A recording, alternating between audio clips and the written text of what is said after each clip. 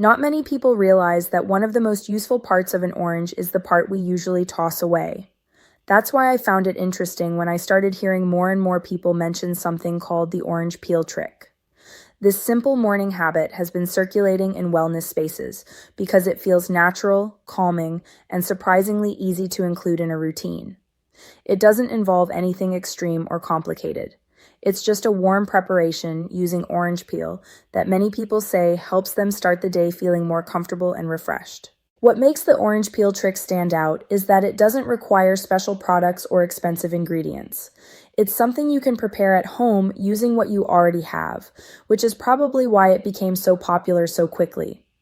A lot of people describe it as a gentle routine that supports their daily rhythm. Some say it helps their mornings feel smoother, while others mention it simply became a relaxing habit they enjoy doing consistently.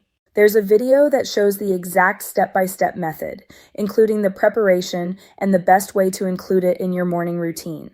You can watch the full video through the link in the description or in the pinned comment.